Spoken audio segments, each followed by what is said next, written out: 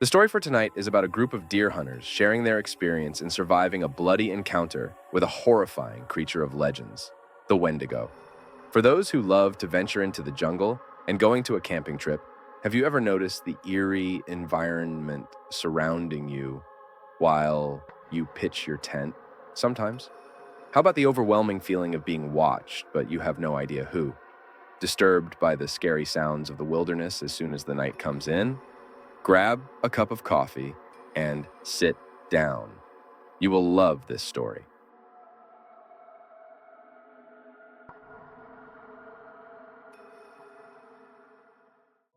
It was the peak of autumn when a group of 5 seasoned deer hunters decided to venture into the dense forests of northern Minnesota.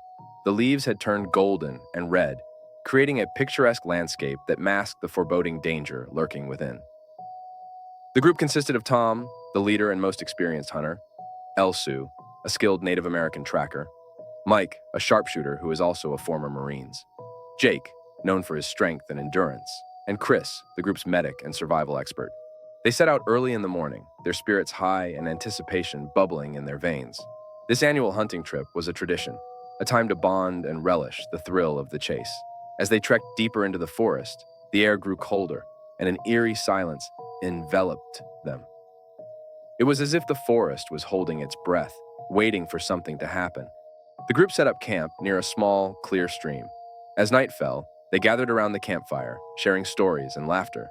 However, their merriment was cut short by a series of distant, blood-curdling screams echoing through the forest. The sound was unlike anything they had ever heard, an unearthly wail that sent shivers down their spines. "Did you hear that?" Elsu asked, his voice trembling with his expression clearly disturbed. "Probably just a coyote," Tom replied, though his eyes betrayed his unease. Despite Tom's reassurances, the group couldn't shake off the feeling of dread that settled over them. That night, sleep eluded them as strange noises continued to punctuate the stillness of the forest. The next day, the group decided to stick together rather than split up as they usually did. As they ventured deeper into the forest, they stumbled upon a series of bizarre and gruesome scenes. Deer carcasses were strewn about, their bodies mutilated and half-eaten. The tracks around the kills were unlike any animal prints they had seen before, elongated and clawed, almost human, but not quite. Elsu, kneeling by one of the carcasses, examined the prints closely.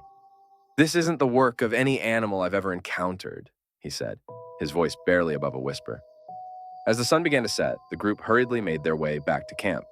The forest seemed to close in around them, shadows lengthening and creating an oppressive atmosphere. That night, the screams returned, louder and closer than before. Suddenly, the creature emerged from the darkness. It was a horrifying sight. A gaunt, skeletal figure with sunken eyes and elongated limbs. Its skin was ashen, and it moved with a grotesque, unnatural speed. The Wendigo, a creature of legend, had come to life before their very eyes. Panic set in as the Wendigo lunged at the group, its razor-sharp claws slashing through the air. Mike, the sharpshooter, fired his rifle, but the bullets seemed to have little effect on the creature. It let out an ear-piercing shriek, knocking Mike to the ground with a swipe of its claw. "Run!" Tom shouted as Elsu rolled backwards and grabbed his rifle before both of them made the run. The group scattered, each member sprinting in different directions to evade the Wendigo's relentless pursuit. Chris, the medic, did his best to tend to Mike's wounds, but the creature's claws had left deep gashes. "We need to find shelter," he said, his voice steady despite the fear in his eyes. Tom, Chris, and Mike managed to find a small cave to hide in, while Jake and Elsu took refuge in a dense thicket nearby. They could hear the Wendigo's howls echoing through the forest, growing fainter as the night wore on. Exhausted and terrified, they knew they had to come up with a plan to survive. The next morning, the group reunited and discussed their options. Tom, being the leader, took charge of the situation. "We can't keep running. We need to find a way to fight back," he said, his voice resolute. Elsu, who had some knowledge of folklore, suggested they use fire. In many legends, the Wendigo is afraid of fire. If we can create a trap and lure it in, we might be able to burn it.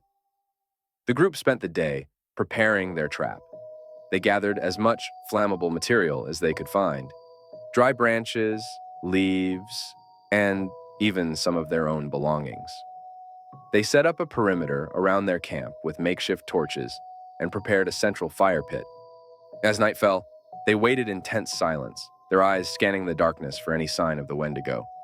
The forest seemed to hold its breath once more, the usual night sounds conspicuously absent. The Wendigo's approach was heralded by the same blood-curdling screams that had haunted them for days. The creature emerged from the shadows, its eyes gleaming with a malevolent hunger. Tom and Mike stood their ground, ready to light the torches and ignite the trap. With a deafening roar, the Wendigo lunged at the group. Elsu lit the central fire pit, and the flames roared to life, casting a flickering light across the campsite. He smirked, reciting the protection chants once taught by his late grandfather in the Miwok tribe back then. The creature recoiled, its eyes reflecting the fear it felt for the fire. "Now!" Tom shouted, and the group hurled their torches at the Wendigo. The creature was soon engulfed in flames, its unearthly screams filling the night air. It thrashed and writhed, trying to escape the fire, but the group held their ground, ensuring the flames continued to burn. The Wendigo's death was a gruesome spectacle, but as the creature's screams faded, a profound silence settled over the forest. The group watched in stunned disbelief as the monstrous figure was reduced to ashes. The next morning, the group surveyed the charred remains of the Wendigo. The forest, once foreboding and oppressive, seemed to have returned to its natural state. Birds chirped, and the sun filtered through the trees, casting a warm glow on the forest floor. They gathered their belongings and made their way back to civilization. Each member of the group forever changed by the encounter. The legend of the Wendigo had become a reality, and they had survived the bloody encounter through sheer determination and teamwork. I've told you the Wendigo thing is real. My ancestors often told stories of it, passed from generations to generations. Elsu lit his tobacco pipe as he spoke to Tom. Guess what, guys? This forest really have its scary secrets.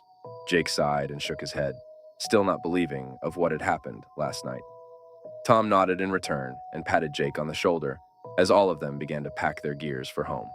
The group returned to their lives, forever bonded by the harrowing experience. They shared their story with others, but many dismissed it as a mere tale, a product of overactive imaginations. However, those who ventured into the northern Minnesota forests couldn't help but feel a lingering unease, a sense that something ancient and malevolent still lurked in the shadows. The legend of the Wendigo lived on, a cautionary tale for those who dared to venture into the unknown. And as for the group of deer hunters, they knew the truth. They had faced the darkness and survived, emerging stronger and more resilient than ever before. If you enjoyed the story, you can support me more by subscribing to this channel. Your support will help me to gather more stories like this from any places I travel to. Until then, stay safe. May the blessings of God be with you.